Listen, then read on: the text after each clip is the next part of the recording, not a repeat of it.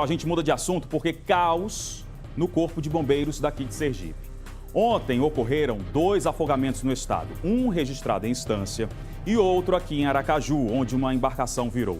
Não bastasse a dor dos familiares devido ao baixo efetivo do Corpo de Bombeiros, as buscas não puderam ser realizadas porque a corporação não tinha mergulhadores escalados para este domingo.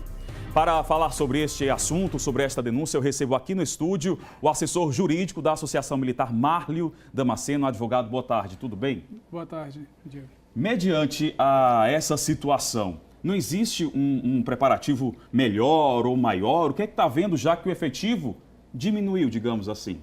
Como você bem disse, o problema todo é o efetivo. São 563 bombeiros militares para todo o estado de Sergipe. Aí você tira aí os que estão cedidos para Alese, TJ, Tribunal de Contas. E aí, fora isso, os que estão de férias, baixados com problemas de saúde e tem licença especial e tal. Então, o quantitativo que nós temos no estado, efetivamente para combater, gira em torno de 45 bombeiros. Nós fizemos uma vistoria, 2 vistorias da semana passada. Itabaiana tem, por exemplo, uma viatura só, um autobomba-tanque, para atender 25 municípios com 5 bombeiros militares. Simplesmente isso. Já Socorro tem um ABT também, autobomba-tanque, com 7 bombeiros militares para atender 11 municípios. Agora, sempre se fala na questão de novos concursos, mas como é que a gente também pode ver uma situação de crise que a gente vive? O próprio Estado admite, fala que tem dificuldades, claro que precisa sempre aumentar, a gente não está dizendo aqui que não deve ter, o senhor comentou aí, a gente tem uma extensão muito grande de orla na nossa capital, no Estado também. Como cobrir tudo isso com um efetivo tão baixo, tendo a solução algo que no papel parece estar longe de sair? A responsabilidade da questão dos guarda-vidas mesmo ficou a questão do município, mas aqui em Aracaju tem um convênio com o Corpo de Bombeiros. Antigamente eram 22 duplas, hoje só existem 2. E os militares, no horário de almoço, só ficam rondando 2, porque os outros 2 têm que almoçar. Aí se revezam, quando terminam de almoçar, aí voltam para o serviço e os outros 2 é que vão almoçar. E mergulhadores só temos 6. Inclusive, eles estão trabalhando 3 em uma escala. Existe uma normatização do Ministério do Trabalho, número 15, que também, isso aí é abarcado pela Marinha do Brasil, é corroborado pela Marinha do Brasil, sobre mergulho, sobre a questão de mergulho, como operar com mergulho. Então, teria que ser, no mínimo, 4 mergulhadores em águas transparentes, em águas de boas condições. O estado de Sergipe não tem nenhum tipo de água que seja transparente, são turvas, ou seja, o bombeiro, ele faz ele busca resgatar o corpo com o tato, ou seja, passando o braço. Mais uma dificuldade. Inclusive, eu vou pedir para o senhor acompanhar aqui, que inclusive este caso já está sendo acompanhado de perto pelo Ministério Público Estadual e quem traz mais informações ao vivo é a repórter Candice Matos, que fala lá direto. Olá, Candice, boa tarde para você.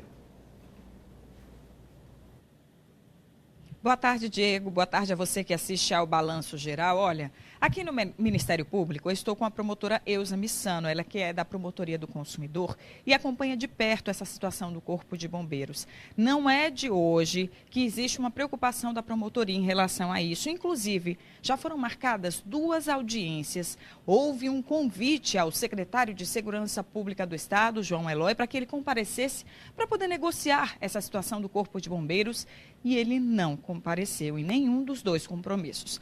A promotora que está aqui ao meu lado vai poder trazer a informação de que sentimento é que veio para a senhora diante desse convite e dessa ausência.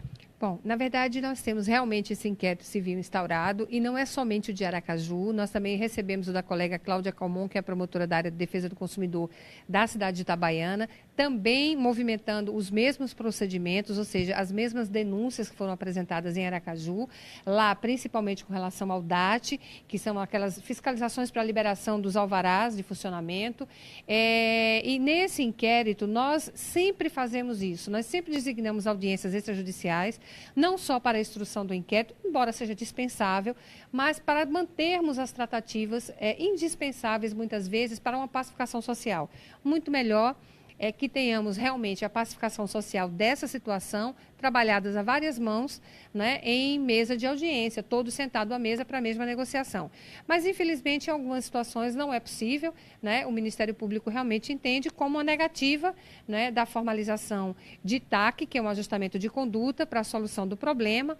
Mas não há qualquer impedimento ao fluxo do próprio inquérito. O Ministério Público irá respeitar a necessidade de segurança da população. Nós vamos judicializar a matéria e não se fecha nenhuma possibilidade.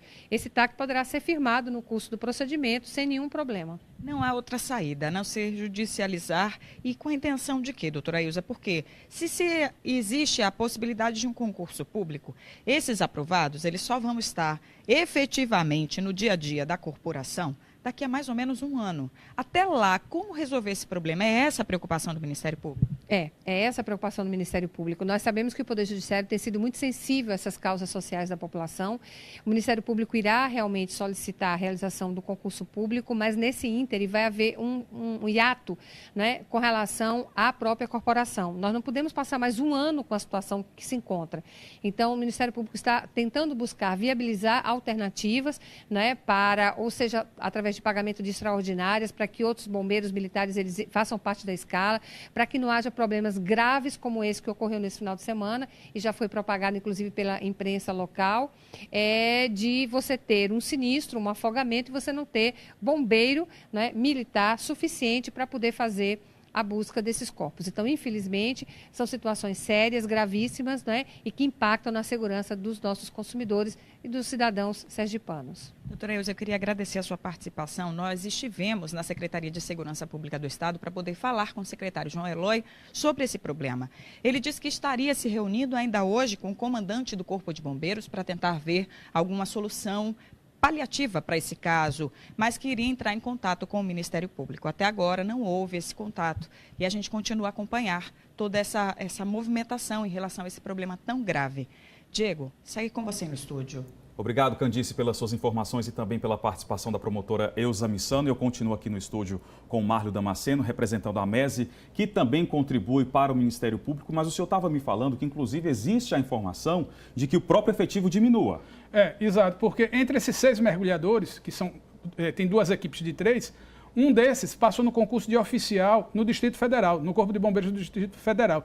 E dentro em breve ele vai estar saindo, ou seja, vai ter uma equipe dessa desfalcada. Então, sobre a questão de paliativo aí, não tem como haver paliativo, porque é uma normatização e tem que ser seguida. Não se faz mergulhadores de um dia para outro. Então, é um fato muito assim, grave e a gente espera que seja resolvido com um concurso público. E agradeço desde já por vocês estarem divulgando e mostrando que a culpa não é do bombeiro, que o bombeiro tem muito boa vontade. Infelizmente, não tem as condições de trabalho necessárias. Eu agradeço a participação do senhor aqui no Balanço Geral. Boa semana para o senhor.